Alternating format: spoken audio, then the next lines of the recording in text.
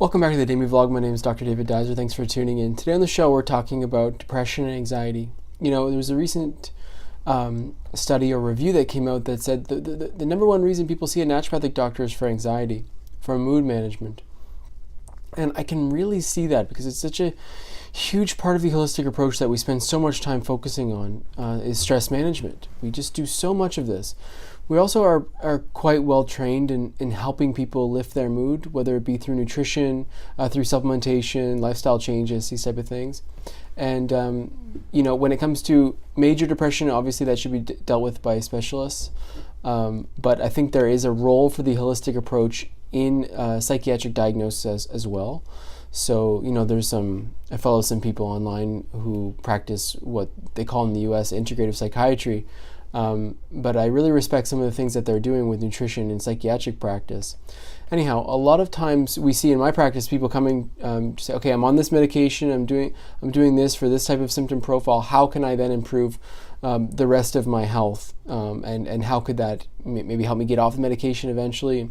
We do have success with that. Nutrition, lifestyle, supplementation, things work. There are a lot of contraindications with psychiatric medication, so it can be quite complicated sometimes. So you need to see someone who knows what they're doing and has some experience. But we do see benefit, and we are able sometimes to pull people off their medications very slowly. But what I want to speak about today is something that is coming up a lot in my practice, which is the concept of stoicism. And Amy, my wife, and I have been talking a lot about it lately because we resonate with a lot of the principles that are practiced in stoicism. I've got certain issues that I'm going to try to evolve on and improve, communicate better in the future. But for today, I just really wanted to reflect on it. And if you're dealing with, and mention that if you're dealing with anxiety and depression, to really look up stoicism and read some of the principles that are involved and see if it resonates with you personally. You know, one thing that I find when I'm working with people who are suffering from severe stress or low mood for 20, 30 years is that the pursuit of happiness, the pursuit of calm, the desire to pursue those states is just minimized because they've tried things and nothing's worked, and I totally understand it. And it's really hard to stay motivated when you've gone through some protocols or you've tried some theories and it hasn't worked. It's so tough to look beyond. I would recommend checking out Stoicism if you haven't already. There's a few things about Stoicism I'm interested in and that really resonate with me, and because I've been someone who suffered from anxiety before and someone who's quite sensitive to changes in mood, and I have found benefit in some of the things that are presented in Stoicism, and I've used some of them with my patients without even knowing that it was part of a practice. But you know, it really is worth looking up. So what I'll review today is just a few things that I've found that have been helpful for me. When I was going through military training and going through basic training and then university and then trade-specific training, I dealt with a lot of anxiety. I dealt with a lot of issue with leadership, and one thing that I really found helpful through those difficult times was preparation. And preparation is a key feature of Stoicism. One of the main features of Stoicism is preparing at the start of the day and reflecting at the end of the day. And you know, as a young guy, as a young naval officer, I really found that the more I prepared, the better I did. And you know, it started from a young age, but I felt like that was the tool that helped me the most when I was going through basic training and when I was going through difficult times in military school. Was the higher level of the higher my level of preparation, the better I did, the more calm I felt in the moment. Now in Stoicism, they talk about reviewing all the possible things that could happen, including the negatives, and that Marcus Aurelius went through all of the possible negative things that could happen during the day. I don't know that was 100% true, but I do know that in all of the Stoic texts, preparation is a key feature of the practice, and preparing for your day and how you want your day to go. I think a better way to use this principle is to, in the morning, think about how your day, how you want your day to go.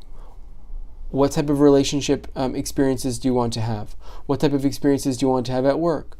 What type of things do you want to accomplish? and laying it out, and not being too aggressive, but just laying the foundations. Okay, I want this to go this way and this to go this way, and this is what it could look like if it did go this way. And then the reflection. So at the end of the day, going through, okay, did I reach the goals that I set for myself? And not judging yourself whether you reach them or not, but just reviewing. And that's actually a good way to practice what is another feature of Stoicism, which is non-judgment. It's a perception quality, which is to not judge things as neither good nor bad. A good way to practice that is to review your day and to not judge the things that you've done, but to just simply to review them. You can then plan for how you do them differently next time, but you don't judge them as being good or bad.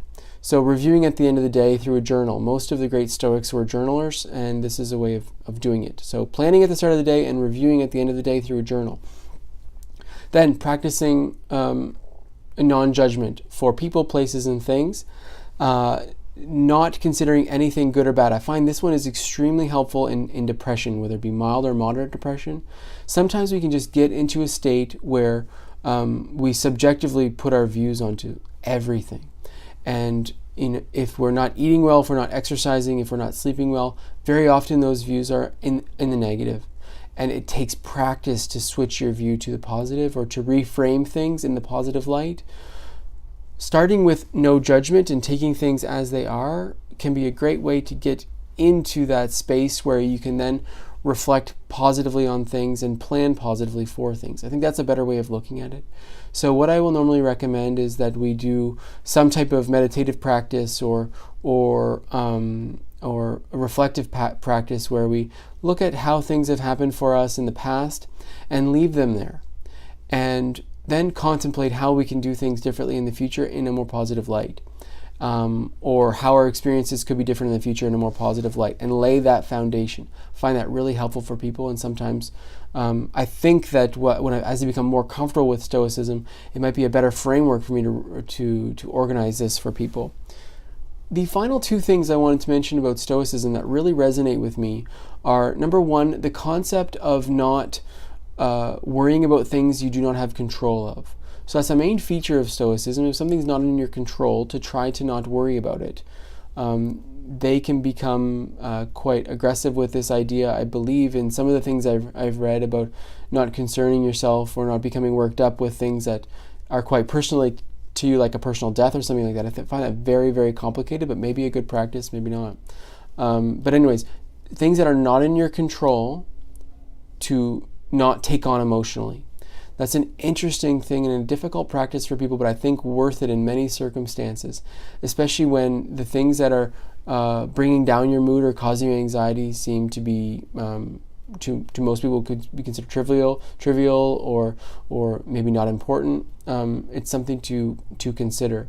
And number two is spending your time and your planning and your prep and your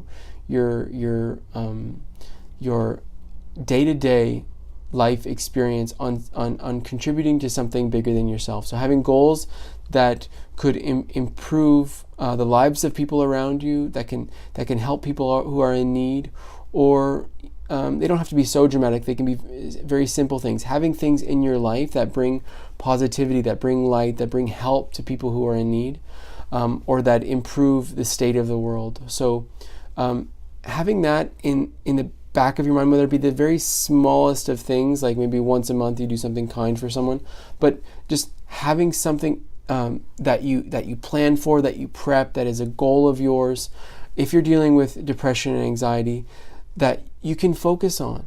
So, these can be very simple examples, like, preparing a meal for someone once a month, for example, or they can be huge things like your profession. Like you can take on a profession where all you do every day is try to help people in whatever capacity they need, or to reframe your current position. Say you're in a job where you feel like you're not contributing. Well, look for ways in your current occupation where you can reframe it or acknowledge the potential ways that you're improving society as a whole. And it's very easy to find these little pieces of our workday where we can make huge impacts even if it's just with simple conversations with people, the way we interact with people, the way we interact with people who maybe you're serving or who are coming into your office for simple meetings, or whatever capacity it is, just lightening up the day for people can be enough. But really, the idea in Stoicism is to set that intention, like I'm going to make things better for people. And that can be so incredibly significant in lifting mood and calming anxiety. It's profound. Having a purpose in life, being driven to help. These things can be really, really powerful, and I wanted to end with that. So try not to judge people, places, or things. Have a goal to improve people's lives. Plan for your day, reflect on your day without judgment. These are some key features of Stoicism I think can be really beneficial in mild, moderate depression and general stress and anxiety. I implement them with patients already, but I think I'm going to develop this framework further and maybe put something together that is not called Stoicism, but is simple for people to understand, kind of a stepwise process. I think that's all I really wanted to share with you today. It's kind of where my thought process is going with this general counseling aspect of a mild, moderate depression and anxiety. In our practice here, we have been trained to do a lot of reflection and to acknowledge the way people are feeling, and I think that's really, really helpful on the counseling side of things. But then we try to apply therapies, and everyone has their own sort of way. Some people do cognitive behavioral therapy. Some people really like TM, transcendental meditation. Some people don't do any therapy. Some people only like supplementation and diet, for example. I kind of put it all together in a package, and I'm just learning about Stoicism and how to apply it in practice, and I think that it could be beneficial for people. So if you haven't checked it out, check it out. Just YouTube it. There's lots of great information about Stoicism. Thanks for watching. Hope you're having a great day. We'll see you tomorrow.